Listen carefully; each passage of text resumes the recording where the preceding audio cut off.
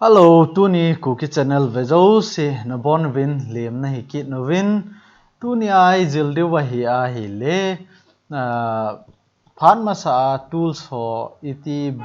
gonding ham ip design sem ding a iti design sem ne in a sei gam tawin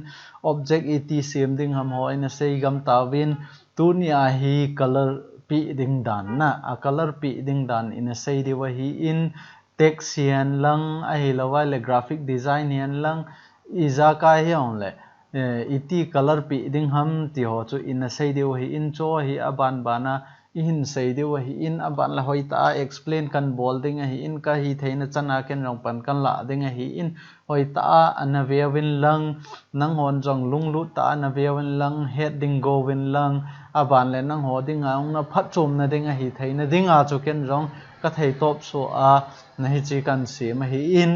hi chi channel a ko na ei pawa ki hila ei paw nge na thil ki se hi a chu na het thiam lo de wa ding jong ka ta san pun oi ta bula pa na top chan na vet na na het thiam lo len nong che kit nen lang na het thiam lo na kha chu avel vela vele chun ni chuwa ko na chu nangin jong confuse na nei lo ding na het su ke ding na het mo lo ding hi ti chu iga sei theu hin tin tu ni ai sei ding pen no chu a hi le i sei ma bangowin color ti chu i sei de wa hi in na ni je a chu video pat ma sangowin hal khat nang ho het theina ding a chu hal khat iti sei ding ham aza ding dan tu ni ai pi sei de ham ti ho chu hal khat kan sei nom hin tin tu hin a video an pan taw hitin a video ichi class is e bol sung wa hi hi cho si hi iti sim ding ham adan chui chi object ita cho na hi chi object ya hi chi wa hi a shadow til ali ma hi in hi cho ta bang iti sim ding ham ai lo le gradient iti bol ding ham ai lo wai le hi ta hi effect iti ki bol ham color iti ki pi ham hi chalaya hi vele chun hi wai thil tam ta in thil hi choi triangle thum ki jit na triangle ka tikit tai rectangle thum ki jit na rectangle thuma ko na chu color chom ki pi a ki sema hi in a hin la hi chi rectangle khat bo hi in hi chi sunga hi rectangle khat bo hi gradient color mangcha a iti ki bol ham ti iseyo hi in kan shading hi in aban le hi chi gradient iti a stroke long hi iti gradient pi ding ham ti ho isei de hi in hi cho ta bang hi software danga anabol gon lang ai lo le photoshop ma chu ki bol thei mai thei ai wanga option ha sajap ma hi in hi chi illustrator ta banga hi ki bol thei lo hi in hi chi illustrator hi advantage ta hi in thil iza kai isim ting le bailam ta ei ma dei dan ta exact ta ki gol do thei aban le hi chi text ho bang hi iti color jat chom gradient mang cha color jat chom ga pi jing thei ham khat naung hi color iti ki pi ham ti ho chan ge a chu i hin sei de wa hi in na ni je a chu tu ni a hi hi chi video hi nang ho dinga poimo ta hi in hoi ta in anave wen lang itiam khana ne het thim lo amai le nung vet kinin ti chu ka hin sei no ma hi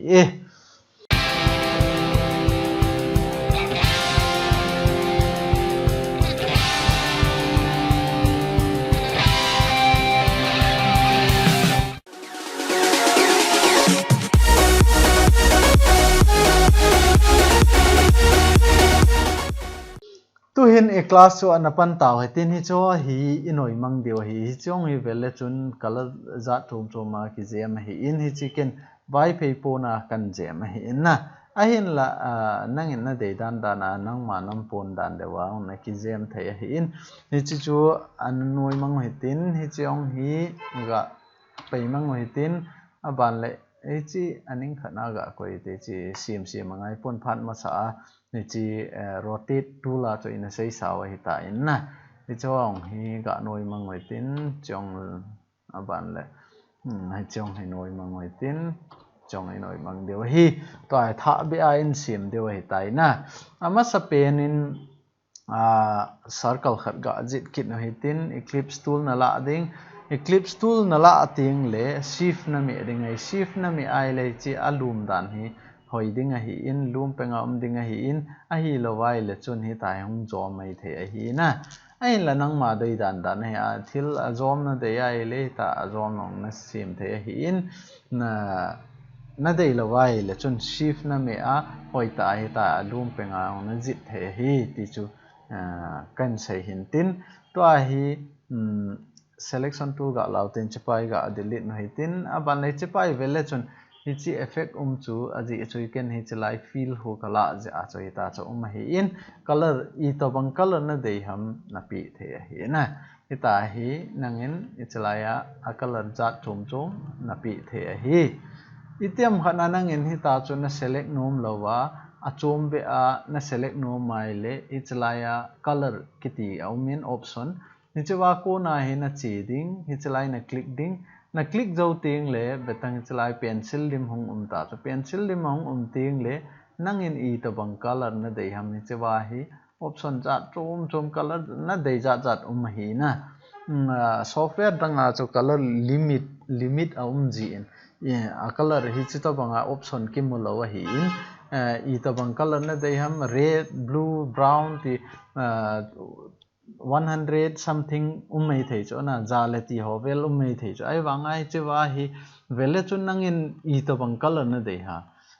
yellow na dei a ha yellow na dei ham ai lo ai la kang thim na dei ham na nangin na dei dan dan ai chlaya hi na click le le a ita chu a color na dei dan dan na ki set thei a bom lang deu na dei ham na ai le anoi lang nei je ma na select le dei chi pen mong na ko na ho ichlaya hi a color hung pot ding hi nale chi chu iga sei yo hintin a color khat pi da na hi na a color bol da na hi in aban le itiam khana nangin gradient na de ai le chun color guide yong omin hi chlai color guide na ong hi aban ban cha hi ta ong hi itiam khana na select thei lawai le chiwa ong na chi a na ki select thei hi in chi chu to ai nang ni chi gradient ana de ai le chlai gradient na ong na chi the hi in gradient na select ngai le hi tai om de gradient ki ti chu color ni lang khat cho ha bom ding lang khat cho achom hi ding ti tai ma hom cho e chilang hi he thei ding win double click ga bol le chun chlai na double click bol le chun chlai san se mo hitin he thei na ding win chlai ya hi a eng se mo te green color na le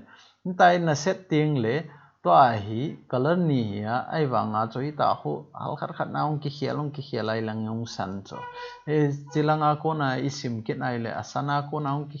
khiala hal khat na eng deu de wai lang eng ke ki ta ni ta cho ma hin abana choi chi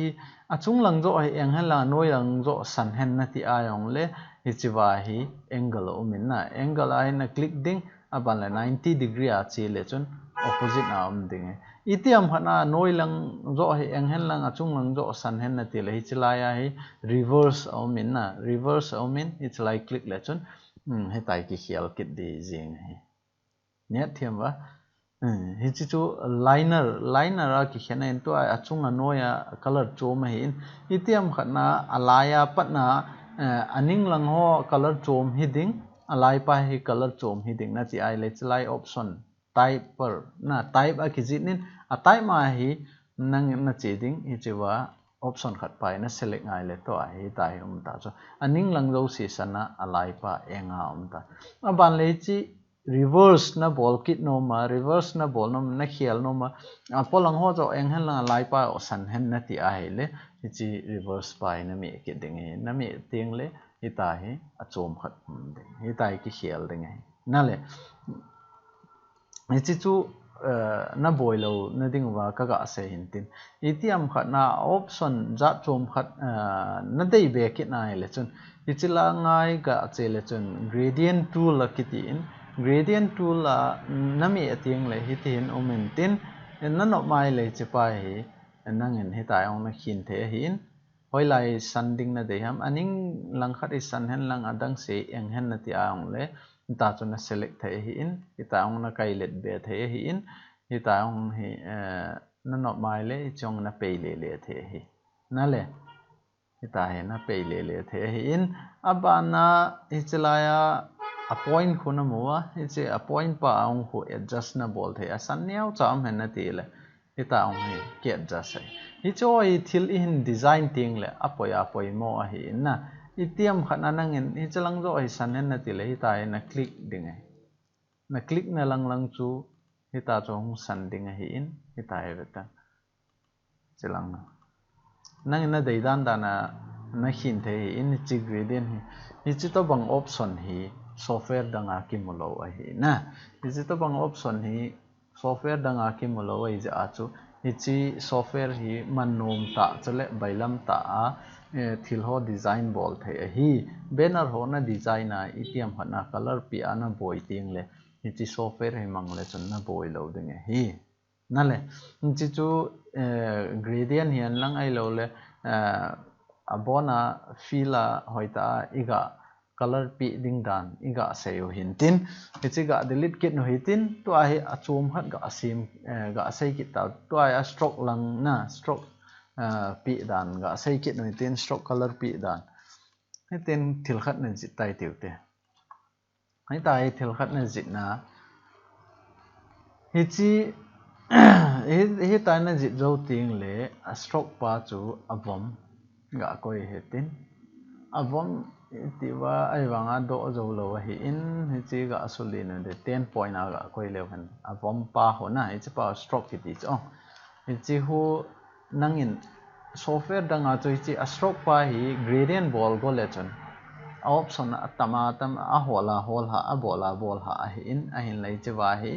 chlai select in lang hi chlanga na hong ding hi chi a stroke pa in select ding ai lo wai le chlai ong na chi a chlai ong na select the hi na le ai lo wai le hi chi pai object pa na select ngai chlai color an hunga hi chi wa ko na ong I to bang color stroke ong hi a color ja chum na dei dan na khial the hi I to bang color na dei ham na hi chi to bang a chu na khial the hi in a khoti lo wa nangin gradient a ko inge na ti a hi zong le chlai na click ding gradient a click le chun hi ta ko jing gradient a na le hi chu pai solid na ga ko yu hi tin solid na ki ko le chun hal khat ki chin deu ding hin orange pa ga select mo hi tin na le hi ta ho even nai le 3D to kilo thim ta cho na color a ko na ong thil iza kai ki bol the nan thil design chu hoi hi zong le itiam phana color pi dan na the mai le a fu a hong fu ding hi hitai hi in to a hi chi a stroke pa a color pa healing na ti a hong le na heal kit the hi chlai na click ding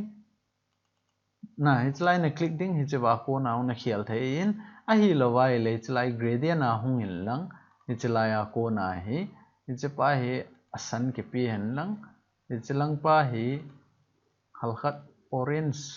ki bol heno na te ai le ita ong na heal the hi chewa hi gradient yong hi color ni si ai po color izat na dei ham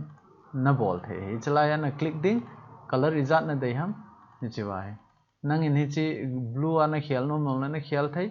hi chi hi chepa hi na no mai le double click bol lang hi chewa pa hi hitai na dei dan na heal thai alai pa ong hi akanga hi heno na ti ai le ita ong ho na heal thai na le color tam ta ki bol thai ta cho hi chi a stroke pa si ai po in hi chi a fill pa ong na heal no mai le gradient na heal no mai le ita ong na heal thai chu na le ita cho ki heal thai in hi chong hi na dei lo wai le ita na kai su a na delete yang thai hi ita kai su nang ita na delete thai na ibolai chi ki heal lo ham tele chi select lo je oi chi select le chon hi cho chong nong ding hi in hi tai na kaya na delete thai hi chi ma sanga chu khat ga sei beleng hi chi color hi na de ya na ki save no mai le hi chi color hi a hoi the bo we hi chi ki koi hano na ti ai le hi chi ga nong koi hi tin aban le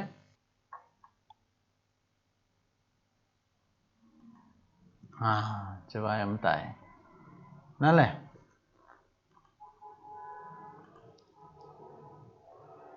chiwa option an hung ding ban le hi chiwa hi chi option pai select le chun hi chalai hung do ding hi ai lo vai le chalai pai na click nga hi chalai pai na click nga hi chiwa ko na hung hi chi na de ai le na save thei hi na hi chalai hi chi color pai na de ai le hi tai na mi ding chalai na pu lut ding hi chalai na pu lut dau ting le hi chalai au ki save ai tai ai lai chiwa khu new gradient kiti in amin aumin hi chi khu na de lo vai le hi ta hi na la a hi chalai dustbin lim na a hi na ko ai le hi chi chu ki delete kit yang ding hi na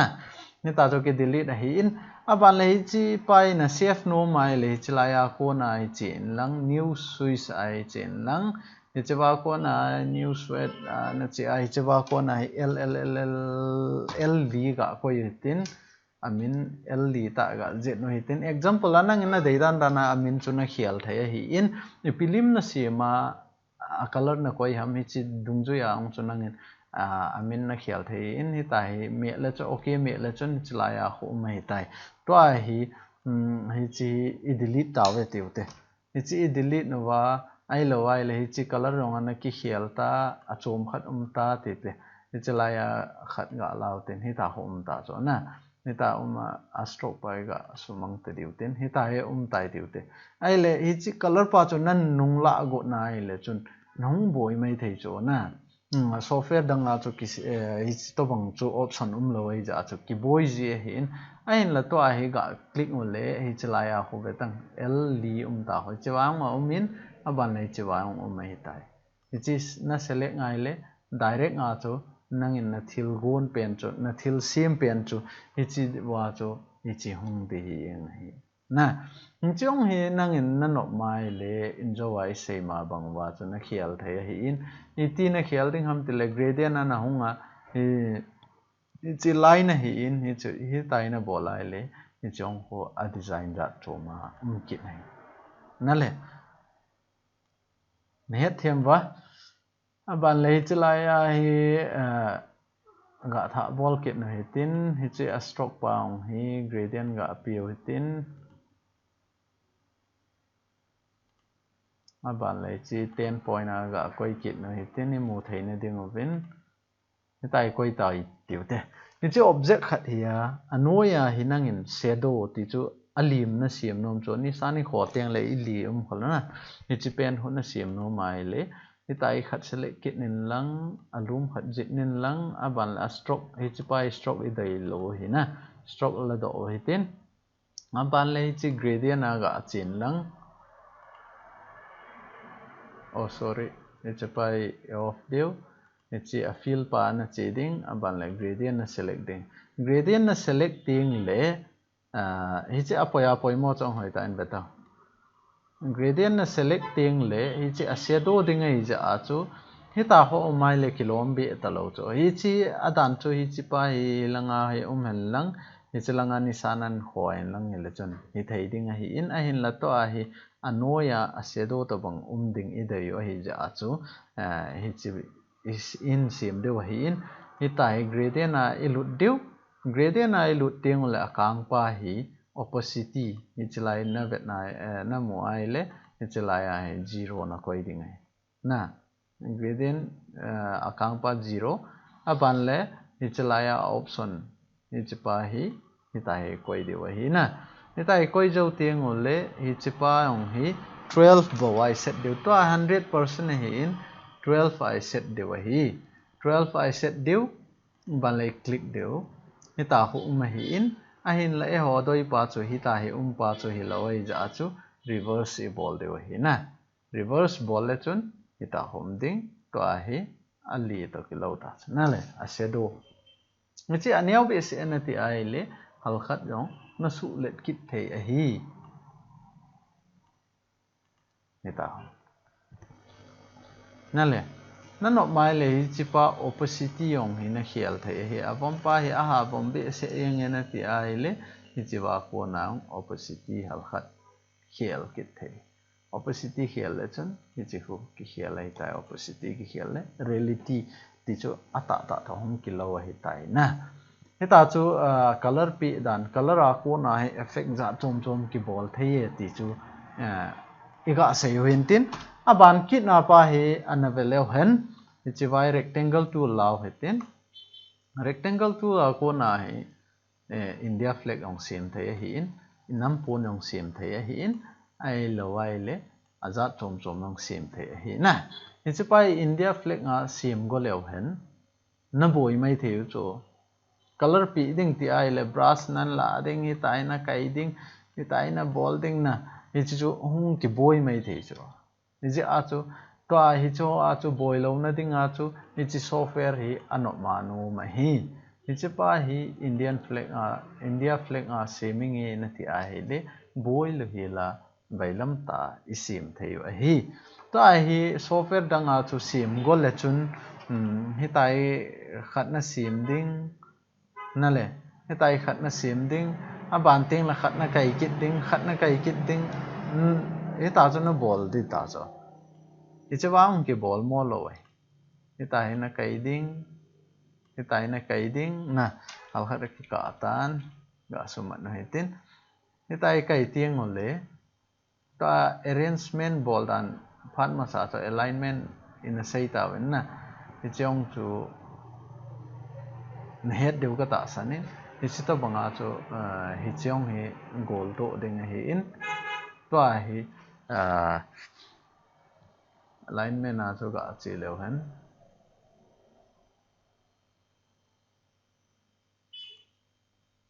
align ki bang ta na to hai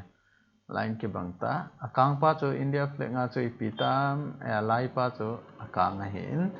anoi pa chu la green na le green na hi in so green ga koi hi tin hi chi India flag ta aban le hi chi ga la hi tin akilo thei ne ding nga chu ka ti hi chi a create dan hin het lo wai le phat ma sa rotate tool in a say now video pa chu anavele chun ta chu hong ding hi in ipibola chi chu do lo ham ti ai le cha ma sa mai ja chu do thei lo hi in ren sa chin lang sian bek bol le chun hong do de ngai tai ni na koi kha ta hon na le chi chu hi tai India flag hi ni chi ho ani nga ka ho ei man nang man na ki gon na ki I khat to ding hi tai ni chi ania wi se na ti ai le chong hi hal khat na su le thei hi in na dei dan da na ki to chat na nangin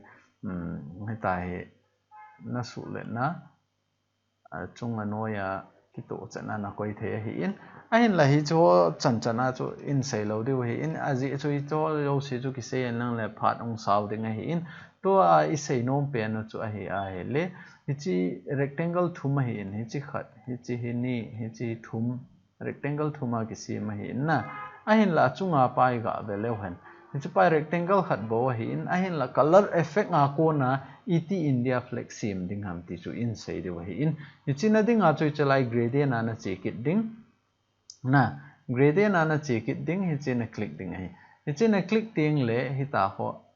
ta cho hi ta ho ting le di thei lo ding hi in chawai liner pa na select kit ding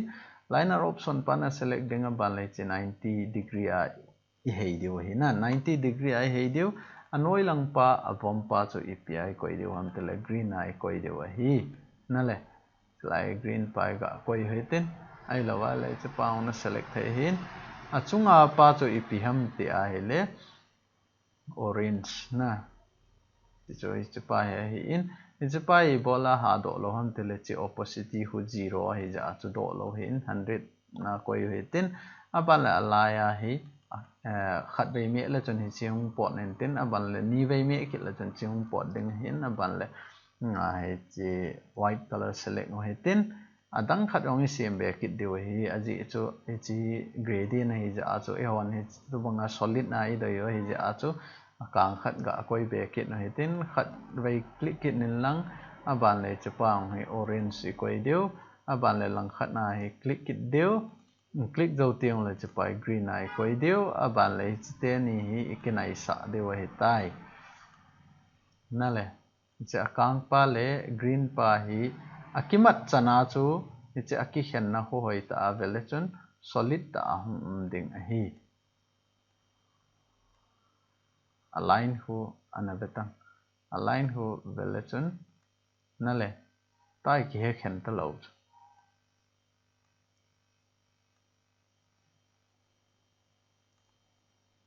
sto bangai nang in arrange na bola color mangcha aung triangle rectangle thum thum jit lawang India flag ga sim the hi chin ala a he chlai na koi ding le do lo ding hi iji inamiti le ichipa hi ahon ama sai koi ji o hi chipai sen bag e bol do sen bag e bol ting le hi ta hong do ding hi ta hong do ting le bailam ta a ve tang rectangle khana hi cho yo si ki sim thei cho aban le chong hi hi chi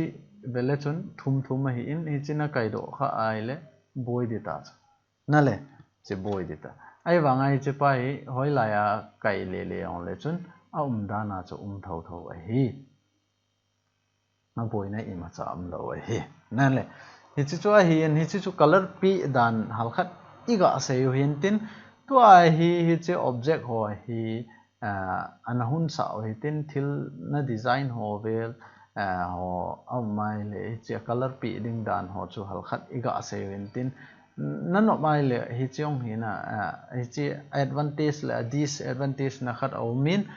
hi chi itiam khat na design go le chun na dei banga hong ki design the lo ding hi aji chu e hon color effect nga ko na hi chi isia mo hin hi tai jang ke ya thil na si mai le wang chu hong di thei ding hi in a hin la hi chi to banga na si mai le chun flag ki ti chu hi ta hi jang ke kit lo hi na hong koi le the hin a vet sa nan phat ma sa chu chi option hoi in a sei hi tan na vet lo wa la na nong vet in lang hi tai hi cho thum hi ga select ngote hi cho thum select ngoi tin aban lai chi tool si ga lau tin son tau te tin sot tau wai le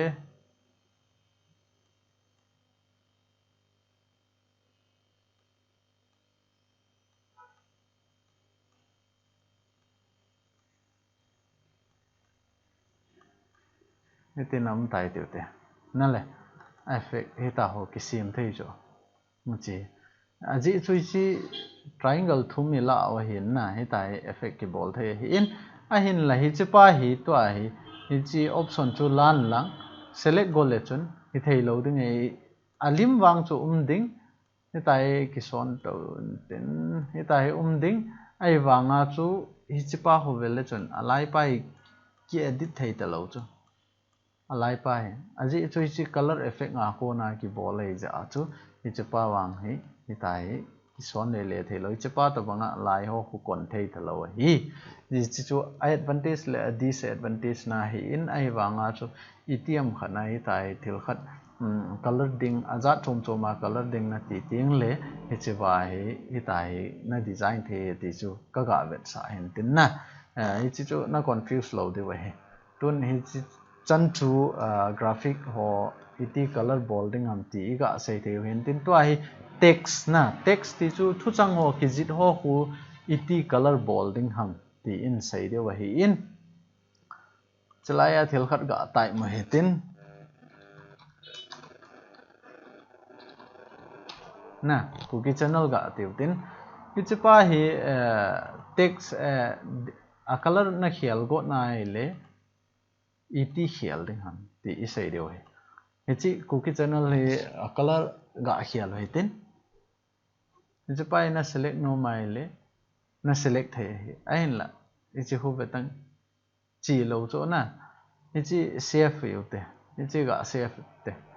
ji save na ding a cho in the way save chu color ra ko na hi chlai ga mo khoi lu noi tin mo a hiat thei ding nang hon na no wai le hi chlai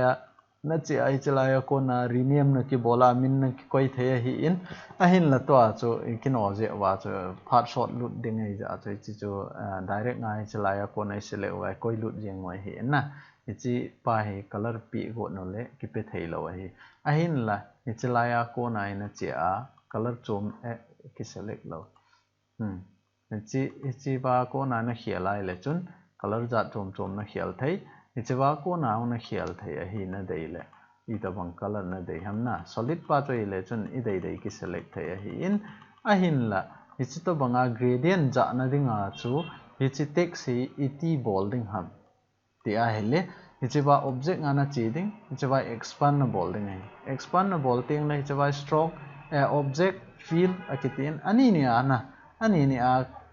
ball lo hite hi ta ina ball ting le option hi ta hong ding hi in hi ta hong ting le in jawa I say you color pen chu ipi de wai tai to ai India ikhat pen chu na India flag color I ball pen na chu chi select in lang chi me le chen to a ho hi ta hong ta chu ATM ha nai chi akimu chin thei hi na ti ai le hi tin select kit in lang hi che pa hi 90 degree a hei le chen 90 degree a hei le chen chi ho India flag nga am ta na le ATM ha na ake hei dan ho adi jam he na ti ai le na de ya hei le che ba 45 degree a na hei thei hi ta ho na le hi chu text song bailam ta hi ta hi color ball jing the hi in I dei dan dana gradient color I dei dan dana pi the hi in itiam hana na dei lawai chi ho akimu the hi na ti ai le hi taung na delete na hi taung color ni bo ang na pi the ai lawai le sta bang effect na Indian flag color ang hoi hi ta hon na design the hi in nangin na dei dan dana hi na dei dan dana color izat na dei ham hi chi bai color thum le li bo ki jang the hi po in nan no mai le som thum som di yong na za thei tai tam pi hi tai na click chana chu adang ke ding hi in hi ta tam pi ne na azat chom color na pi ai chu tam pi on na edit thei hi chi chang khat na a letter hong hi chi ke hi a chom hian lang u hi a chom hian lang ke hi a chom hi ke na lang ai hi color chom hi han na ti a ong le hi chi illustrator ai nom ta na bol thei hi chi chu iti ki bol ham te le chi vele chun abona khat bei I selecting le abona ki select cho expand ki bol nunga hi abona kimat na lai hi in a hin lai chi right click bol lang ungroup bol le chun tu a hi ke me le chun ke si ki select ta cho ke hi asana ga bol lo hitin u hi color chom pe hitin na color chom pe tin ke pa hi a chom khat pe ki no hitin aban le ai pa ong hi a chom khat pe ki ninge na ti ai le hi tai na select nga ji ho color chom so yang na de ai le hi chi ke ong hi na hei le thei ta hi tai na le hi ta chu bailam ta hi chi software a ko na thil effect ta effective ta thil sima za thei a chu hi chi software hi kin ha se hi in hi chi koi mayo sin hello mai theu hi in phat ma sai se ma bang che akhian khat chun tuni a hi ama sapen na het na jong hi mai thei akhian khat chun masanga na het tai wa za dan het lo ja na za lo long hi mai thei hi in hi ji a chu hi chi software na za ai le chun nom ta anang in designer ki bola hoi ta hi cho them na bola sumtam pi na mu thei studio hoi ta khat na hon thei itiam hana min thil a print go na banner print go na ho ang hu hi chi software ki jang hi ja chu hi chi to bang a hi nangin aban bana nan ki jil to thei he ti a chu tu ni ai chi color pi ding dan ho text yan lang object yan lang ipi thil designer bola only hi cho chu color pi the hi color effective ta pi a 3D designer ai lo le shadow rong nom ta color mang cha sim yeng the he ti chu iga sei the wi chi chan chu in tin itiam phana phat chom na na ne ai le na loi na pa yong share bol lang na ken rong ka het na si nang ho het thei dinga kan share hi in ji a chu aban bana ki het sa utin aban bana hi ta chu ki sei pi u te ti chu kain tim nom hin tin tu ni ku ki channel ve jo se na bon min ka ki pa na kan phonge